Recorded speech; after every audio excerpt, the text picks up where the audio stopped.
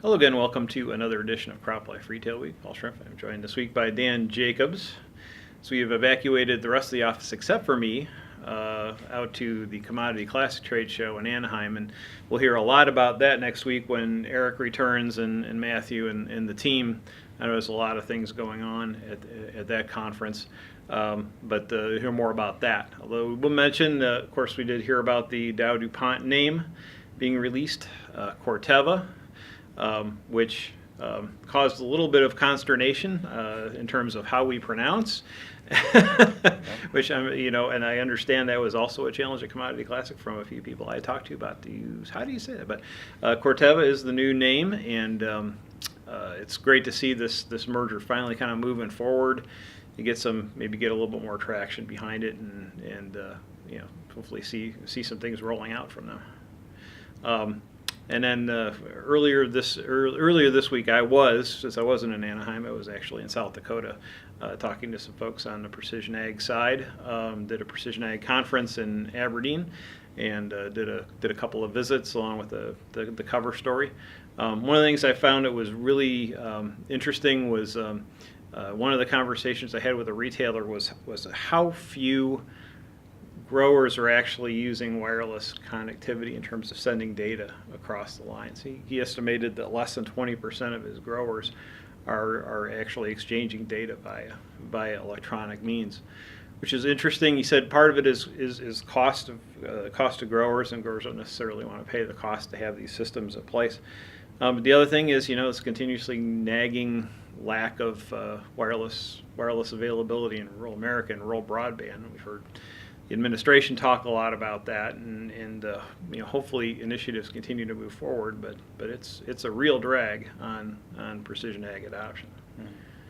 So that was kind of my travel. And I know you, sir, have been traveling a lot. Yes. You get more. You're going to Biocontrols West conference here.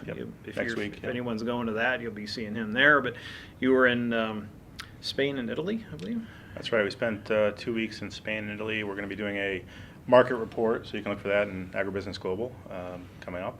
But we talked with a lot of companies in Spain, a variety of traditional crop protection, biological products, and that seems to be a growing market everywhere.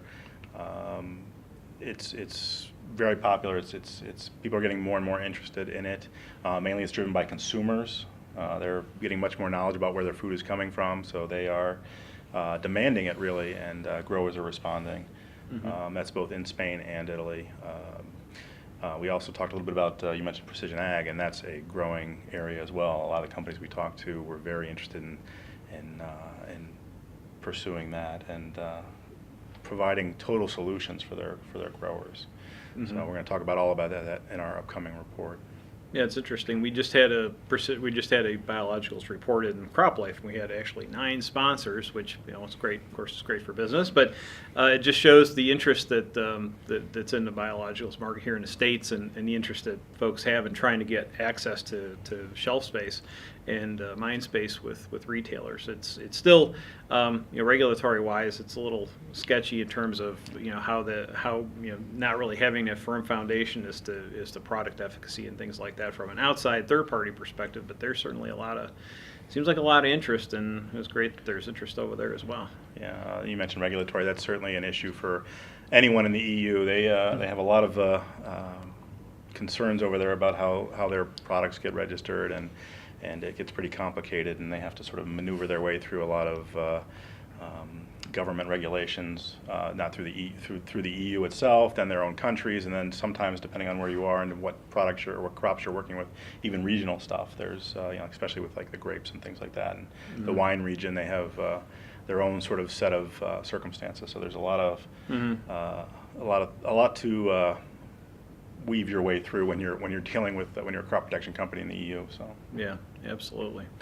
I guess wrapping up, with speaking of the EU and challenges, there's a lot of news about reports coming out on neonics and mm-hmm. and that's always been. I mean, it's been for a number of years. On kind of tenuous ground, from the standpoint of the industry, really stepping up in terms of pollinator health, trying to understand what the real problems are. certainly anything when not used properly is going to be an issue when you talk about crop protection products. But the industry has really done a yeoman's job in trying to demonstrate the safety of the product once it's used properly and in the right ways. But the EU reports coming out are really blasting it. You saw a big story in Mother Jones. It came out a couple days ago that certainly doesn't help the cause. Who knows where it's going to go from here on the regulation side? We have a different, obviously a different kind of administration in place, and we don't know what the EPA will do with this, where this goes regulatory-wise. But it certainly was a blow to the market, and we'll just see how it comes out. Yeah, absolutely. It's going to be interesting the next several months. You bet. Well, that's it for this edition of Crop Life Retail Week. Thanks for joining us, and we'll be back next week.